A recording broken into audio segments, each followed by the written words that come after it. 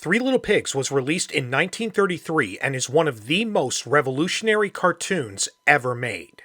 The idea was first suggested to Walt Disney by his wife Lillian and her sister Hazel, who was also the head of Disney's inking and painting department. Disney considered this proposal and decided to adapt it for his studio's Silly Symphony series. Based on the old fable, the story centers on three pigs who have set out to seek their fortune. One builds a house of straw, another builds a house of sticks, and the third a house of bricks. He warns his two siblings about the big bad wolf, which, of course, they ignore until it's too late. This is the version that many of us grew up with. Obviously, some of the darker components of the original story were left out, such as the wolf devouring the first two pigs and the third killing the wolf by boiling it in his pot.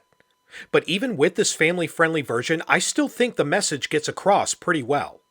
The moral of the story shows the benefits of hard work and dedication alongside the consequences of slacking off and cutting corners. Released at the height of the Great Depression, this cartoon couldn't have come out at a better time. According to academic professor M. Thomas Ing, Three Little Pigs symbolized a warning to Americans of the 1930s. Economic survival depends on building a strong house of bricks to ward off the threat of foreign forces intent on undermining national self-sufficiency. And of course, I can't talk about this cartoon without mentioning the iconic song. Who's afraid of the big bad wolf? Big bad wolf, big bad wolf. Composed by Frank Churchill, Who's Afraid of the Big Bad Wolf blew up like nothing ever before. People who lived through the 1930s heard the song as a metaphor for the Depression itself, and listened to it as a way to laugh and rally against the fear and threat of poverty.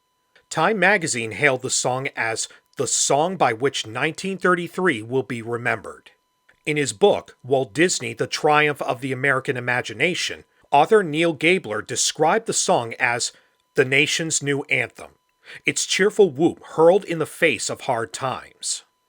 Over the years, there have been many renditions of the song, including one from R&B legend LL Cool J. And today, it is still considered one of the best-known Disney songs ever written. And then, there are the characters.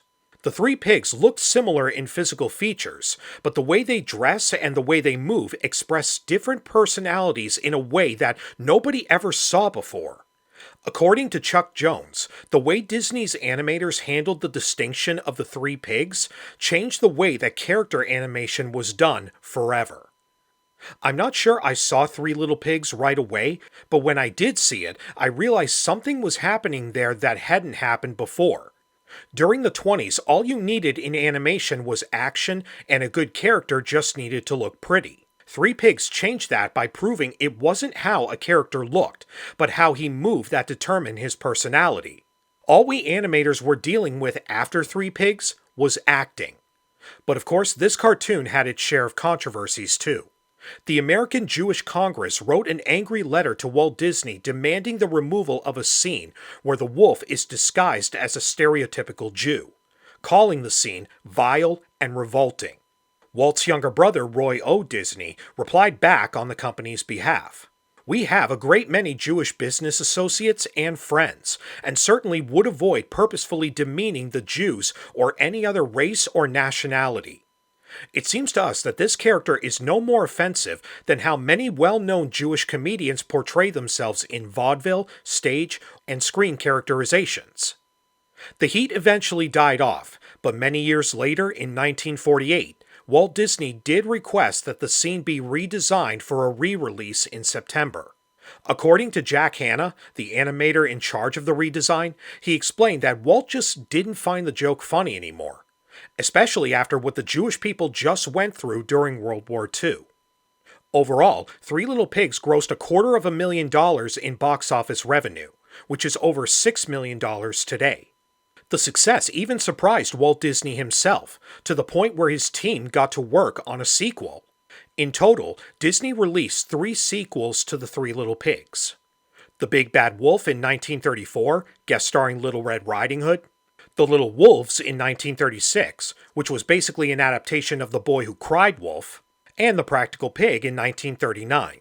There was even another short called The Thrifty Pig in 1941. For the National Board of Canada, as a way to encourage people to buy war bonds. Unfortunately, none of the sequels were as successful as the original, resulting in Walt Disney famously remarking, "You can't top pigs with pigs." Maybe not, but Three Little Pigs still remains the most financially successful theatrical cartoon in history, and raised Disney Studios' popularity to heights that even Mickey Mouse couldn't reach. Theaters ran the cartoon for so long that some venues actually drew beards on the marquees and posters. To this day, Disney's version is still considered the definitive version of the classic story, and helped solidify Disney Studios' place in animation history.